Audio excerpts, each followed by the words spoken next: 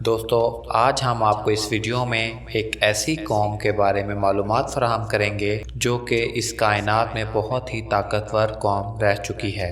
تاریخ کی کتابوں میں قوم عاد دو قوموں کو کہا جاتا ہے، عاد اولیٰ اور عاد ثانیہ، اور ان دونوں میں 100 سالوں کا فرق لکھا گیا ہے۔ عاد ثانیہ کو قوم سمود کہتے ہیں، اور قوم سمود کی طرف حضرت صالح علیہ السلام مبعوث ہوئے تھے، جبکہ ہماری آج کی پوسٹ کا مرکز عاد اولیٰ یعنی قوم عاد ہے، جن میں اللہ پاک نے حضرت ہود علیہ السلام کو پیغمبر بنا کر بھیجا تھا۔ سب سے پہلے تو بات کرتے ہیں کہ حضرت ہود علیہ السلام کی قوم یعنی قوم عاد کہاں آباد تھی۔ دنیا کے دو مشہور سمندر بحر عرب اور بحر احمر کے درمیان عمان، حضر موت بحرین اور مغربی یمن تک ایک وسیع صحرا ہے، جس کو صحرائے الاحقاف کہا جاتا ہے۔ تاریخی حوالوں میں الاحقاف ہی قوم عاد کا مسکن بتایا گیا ہے۔ کبھی یہ علاقہ بہت شان و شوکت اور سرسبز و شاداب ہوا کرتا تھا، لیکن اب یہ ایسا جنگل بن چکا ہے کہ بڑے سے بڑے موہم والے لوگ بھی وہاں قدم رکھنے سے ڈرتے ہیں۔ اس وقت حضر موت کی اس وحشت ناک وادی میں قدم رکھنا خودکشی کرنے کے برابر ہے۔ خشک ریت کے ایسے بلند و بالا ٹیلے ہیں کہ اگر کوئی چیز ان میں گر جائے تو وہ لمحوں میں غرق ہو جاتی ہے۔ بے شک یہ جنگل اللہ پاک کے عذاب کی ایک بہت بڑی نشانی ہے۔ کسی زمانے میں یہ علاقہ سرسبز و شاداب باغات، ٹھنڈے پانی کے چشموں اور آبشاروں اور بہت اونچی اونچی عمارتوں اور گھروں سے بھرا پڑا تھا۔ اس علاقے میں اس وقت کی دنیا کی سپر پاور قوم یعنی قوم عاد آباد تھی۔ وہ انتہائی طاقتور اور مالدار قوم تھی۔ تاریخ کی کتابوں میں ان کا قدم 40 ہاتھ بتایا گیا ہے، اور ان کی اوسط عمر 900 سے 1000 سال ہوتی تھی۔ اللہ نے ان جیسی قوم دوبارہ پیدا ہی نہیں کی، ایسی قوم کہ جس میں کوئی بیماری نہیں تھی، لوگ بڑھاپا نہیں دیکھتے تھے، ہاتھ پاؤں کمزور نہیں ہوتے تھے، اور نہ ان کی بینائی میں کوئی فرق پڑتا تھا۔ کہا جاتا ہے کہ اس قوم کا ایک بندہ ہمارے آج کے دور کے 1000 بندوں سے اکیلا لڑ سکتا تھا، اور ایسی قوم نہ پہلے تھی اور نہ ہی بعد میں پیدا کی گئی۔ قوم عاد کی طاقت ایک نمایاں خوبی تھی کہ اگر کوئی مرد عورت کے ساتھ ایک دفعہ ہم بستری کر لیتا تو وہ عورت ایک ہی بار میں حاملہ ضرور ہو جاتی تھی۔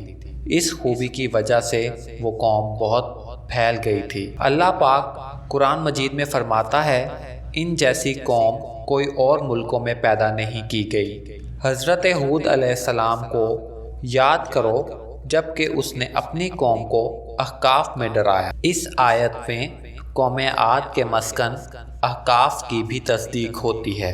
قوم عاد میں 13 قبیلے تھے۔ حضرت علامہ جلال الدین سیوطی رحمۃ اللہ علیہ لکھتے ہیں کہ قوم عاد ایک طاقتور، بہادر اور بت پرست قوم تھی۔ قوم عاد ہی قوم تھی جس نے طوفان نوح کے بعد سب سے پہلے بت کی پوجا شروع کی تھی۔ بت پرستی میں پڑنے کے بعد اس قوم نے کفر و شرک اور ظلم کی حد پار کر دی۔ معاشی لحاظ سے وہ قوم ایک سپر پاور تھی، لیکن پھر انہوں نے پتھر کے خدا بنا لیے اور گمراہی، جہالت، بے حیائی، جھوٹ اور زنا جیسے گناہ میں ڈوب گئے۔ وہ لوگ جب کسی غیر عورت سے زنا کرتے تو زنا کرتے ہی اس عورت کو مار دیتے تھے۔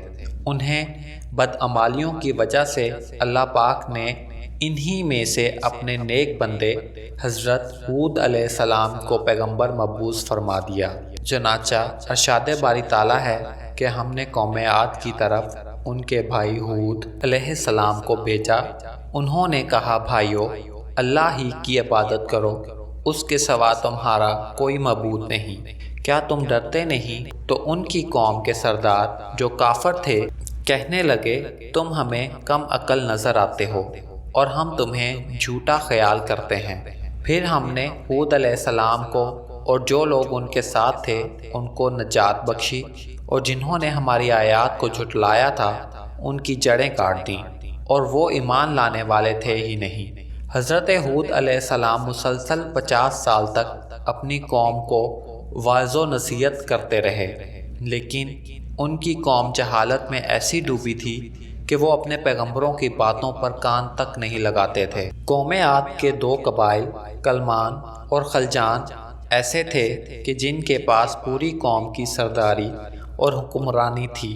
جب حضرت ہود علیہ السلام مبعوث ہوئے تو کلمان قبیلے نے آپ کی مخالفت کی، لیکن قبیلہ خلجان حضرت ہود علیہ السلام کی دعوت حق پر لبیک کہتے ہوئے ایمان لے آیا، اور اس طرح حضرت ہود علیہ السلام کی طاقت میں اضافہ ہو گیا، اور وہ لوگ جو آپ کی جان کے دشمن بنے ہوئے تھے وہ سب قبیلہ خلجان کی وجہ سے حضرت ہود علیہ السلام سے دور ہو گئے۔ اس قبیلے کے علاوہ کوئی بھی حضرت ہود علیہ السلام پر ایمان نہیں لایا، بلکہ وہ سب قوم حضرت ہود علیہ السلام کو جھوٹا کہہ کر پکارتے تھے، جسے قرآن کریم نے یوں بیان کیا ہے۔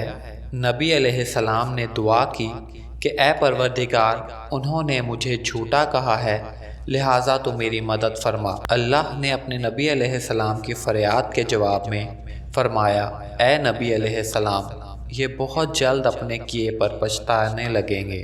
اللہ تعالیٰ نے نبی علیہ السلام کی دعا قبول فرمائی اور قوم عاد پر عذاب کی ابتدا ہو گئی۔ بادلوں کے فرشتوں کو حکم دیا گیا کہ اب بارش نہ برسائیں، چشموں کے فرشتوں کو حکم دیا گیا کہ ان کے ٹھنڈے میٹھے اور شفاف پانی سے لبریز چشموں اور آبشاروں کو خشک کر دو۔ چنانچہ دیکھتے ہی دیکھتے ان کے سرسبز و شاداب کھیت اور کھلیان سوکھنے لگے اور مویشی مرنے لگے، یہاں تک کہ لوگ پینے کے پانی تک کو ترسنے لگے۔ بہت زیادہ تعداد میں پیدا ہونے والے پھل اور اناج ناپید ہو گئے۔ پوری قوم خشک سالی کا شکار ہو کر بدحال اور پریشان ہو گئی۔ یہ سلسلہ مسلسل 3 سال تک جاری رہا۔ حضرت ہود علیہ السلام سے اپنی قوم کی یہ پریشانی دیکھی نہیں جاتی تھی۔ آپ علیہ السلام بہت افسردہ اور پریشان رہتے تھے، اور پھر ایک دن انہوں نے اپنی قوم سے فرمایا، اے میری قوم، تم اپنے پالنے والے سے بخشش مانگو، اس کے آگے توبہ استغفار کرو، وہ تم پر آسمان سے موسلادھار بارش برسائے گا اور تمہاری طاقت و قوت میں اضافہ فرمائے گا، اور گناہ گار بن کر روگردانی نہ کرو۔ حضرت ہود علیہ السلام سے پھر ان کی قوم کہنے لگی، اے ہود، تمہارے پاس کوئی دلیل ہے تو لے آؤ، صرف تمہارے کہنے سے ہم اپنے معبودوں کو چھوڑنے والے نہیں ہیں، اور نہ ہی تم پر ایمان لائیں گے، بلکہ ہم تو یہ سمجھتے ہیں کہ ہمارے کسی معبود نے تمہیں آسیب زدہ یعنی دیوانہ بنا دیا ہے۔ عذاب الہی کے ابتدائی مراحل ہی میں خشک سالی نے قوم عاد کی حالت بدتر بنا دی تھی، چنانچہ ان کے سرداروں اور دانشوروں نے اس سے نجات پانے کے لیے دوستو قابل ذکر بات یہ ہے کہ پہلی والی قوموں میں مشہور تھا کہ جب بھی کوئی قوم مشکل سے دوچار ہوتی تو وہ بیت اللہ شریف کا ہی رخ کرتے تھے، جس سے ان پر سے وباؤں کا خاتمہ ہو جاتا تھا۔ قوم عاد کے بزرگوں نے بھی یہی فیصلہ کیا کہ ہمیں بیت اللہ چلنا چاہیے، چنانچہ 190 افراد پر مشتمل ایک وفد حجاز مقدس کی طرف روانہ ہوا۔ مکہ مکرمہ میں اس وقت قوم عمالقہ کی حکومت تھی، اور اس کا سردار جرار بن طارق تھا۔ کہا جاتا ہے کہ جرار بن طارق کی بیوی قوم عاد سے تعلق رکھتی تھی، اس لیے جیسے ہی قوم عاد مکہ شریف پہنچا تو جرار اور اس کی بیوی نے ان کی بہت خدمت کی اور شراب و شباب کی محافل کا انعقاد کیا۔ حضرت امام طبری نے لکھا ہے کہ تقریباً 1 ماہ تک وہ وفد اپنے مقصد سے غافل ہو کر ناچ گانے کی محفلوں میں مشغول رہا۔ پھر ایک دن جرار بن طارق نے اپنی رقاصہ اور گانے والیوں کے ذریعے سے اشعار میں ان کو یاد کروایا کہ وہ کسی مقصد سے حجاز مقدس میں آئے ہوئے ہیں۔ پھر انہیں ہوش آیا تو یہ لوگ بیت اللہ پہنچے اور رو رو کر اللہ پاک سے بارش کی دعا کرنے لگے۔ ایک دم سے کالے بادل چھا گئے۔ قوم عاد کے لوگ خوش ہو گئے کہ ہماری دعا قبول ہو گئی اور بارش ہونے والی ہے، چنانچہ انہوں نے تیاری کی اور اپنے علاقے کی طرف نکل پڑے۔ لوگوں کو خوشی کی انتہا نہ رہی۔ جیسے جیسے وفد اپنے علاقے کی طرف جا رہا تھا، آسمان سے بادل بھی ان کے ساتھ ہی ساتھ جا رہے تھے۔ حضرت ہود علیہ السلام نے جب کالے بادل دیکھے تو وہ سمجھ گئے کہ اللہ کا وعدہ پورا ہونے کا وقت آ گیا ہے اور اب یہ لوگ عذاب میں مبتلا ہوں گے۔ لہٰذا انہوں نے ایک بار پھر اپنی قوم کو مخاطب کرتے ہوئے فرمایا، اے میری قوم، یہ اللہ کا عذاب ہے جو تم پر نازل ہوا چاہتا ہے۔ پھر انہوں نے اللہ تعالیٰ کا فرمان انہیں سنایا، نہیں بلکہ دراصل یہ ایک عذاب ہے جس کی تم جلدی کر رہے ہو۔ یہ ہوا کا طوفان ہے جس میں دردناک عذاب چلا آ رہا ہے، جو اپنے رب کے حکم سے ہر چیز کو تباہ کر ڈالے گا۔ مگر ان بادلوں کو دیکھ کر بھی جب قوم عاد نے توبہ نہیں کی تو ہود علیہ السلام اپنے ماننے والے ساتھیوں کو لے کر خطیرہ نامی بستی کی طرف ہجرت کر گئے، جہاں پر اللہ نے ان سب کو محفوظ رکھا۔ بس حضرت ہود علیہ السلام کی ہجرت کی دیر تھی کہ کالے بادل اور سیاہ ہوتے گئے اور کال کا طوفان آ گیا۔ قرآن کریم میں ہے کہ اللہ نے تیز آندھی کا یہ عذاب 7 راتوں اور 8 دنوں تک مسلسل جاری رکھا۔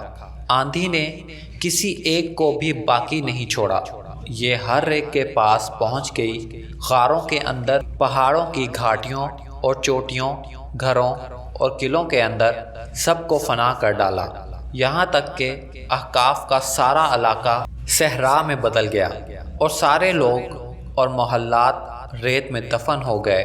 نبی کریم صلی اللہ علیہ وآلہ وسلم نے فرمایا ہے، وہ آندھی جس کے ذریعے قوم عاد کو ہلاک کیا گیا، اللہ نے ان پر انگوٹھی جتنی جگہ کے برابر ہوا کھولی تھی۔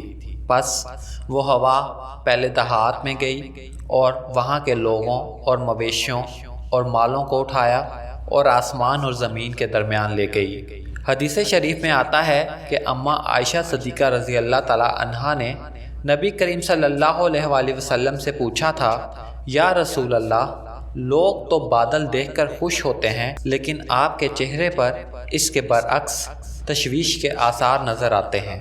آپ صلی اللہ علیہ وآلہ وسلم نے فرمایا، یا عائشہ، اس بات کی کیا ضمانت ہے کہ اس بادل میں عذاب نہیں ہوگا، جبکہ ایک قوم ہوا کے عذاب سے ہلاک کر دی گئی تھی۔